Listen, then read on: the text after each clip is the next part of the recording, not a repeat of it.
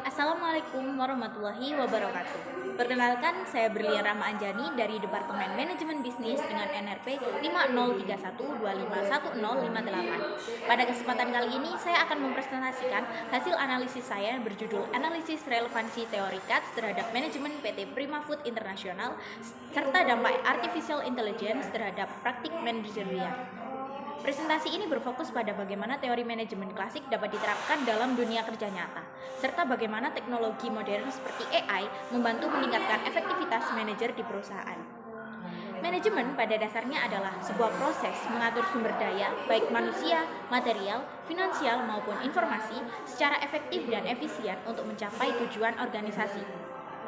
4 fungsi utama manajemen adalah perencanaan atau planning, pengorganisasian atau organizing, kepemimpinan atau leading, dan pengendalian atau controlling. Keempat fungsi ini saling berhubungan dan membentuk siklus kerja yang membantu perusahaan tetap adaptif terhadap perubahan yang ada di dalam lingkungan bisnis. Jadi, manajemen bukan hanya tentang mengatur orang, tetapi juga bagaimana seorang manajer mampu menciptakan koordinasi yang produktif antara seluruh elemen dan sumber daya di dalam sebuah organisasi. Analisis ini saya lakukan dengan mengajukan kuesioner kepada Pak Azharil Faris, yaitu selaku manajer daerah area Sidoarjo PT Prima Food International. PT Prima Food International merupakan anak perusahaan dari PT Charon Pokpen Indonesia yang bergerak di bidang pengolahan makanan yang berbahan dasar ayam. Beberapa produknya yang sudah kita kenal seperti Fiesta dan Cem. Pak Azharil Faris selaku manajer daerah area Sidoarjo termasuk dalam level middle management atau manajemen menengah.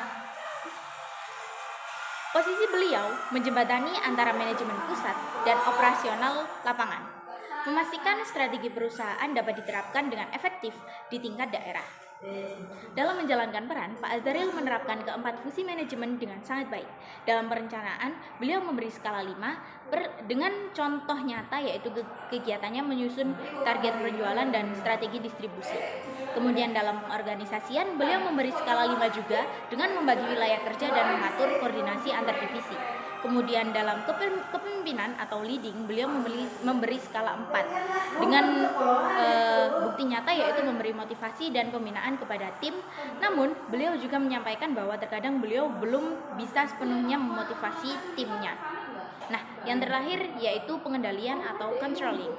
Beliau memberi skala 5 dengan bukti nyata melalui evaluasi rutin dan sistem penghargaan bagi karyawan berprestasi. Berdasarkan teori CATS, seorang manajer harus memiliki 3 keterampilan utama.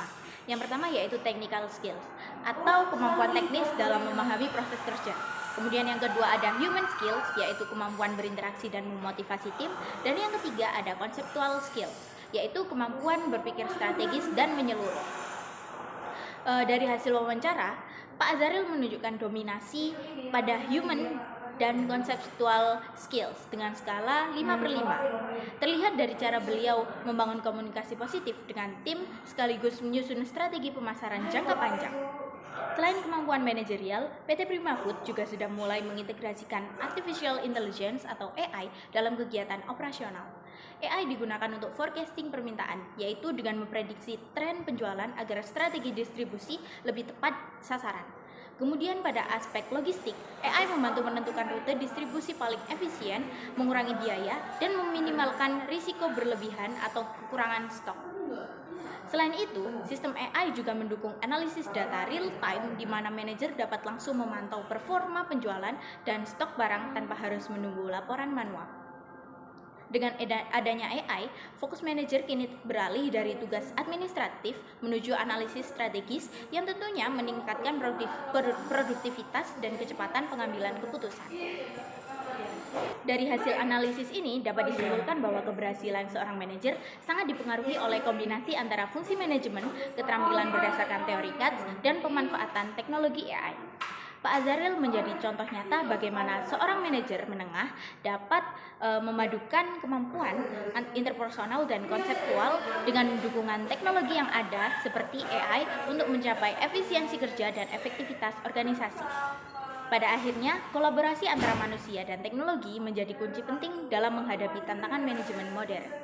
Sekian dari saya. Wassalamualaikum warahmatullahi wabarakatuh.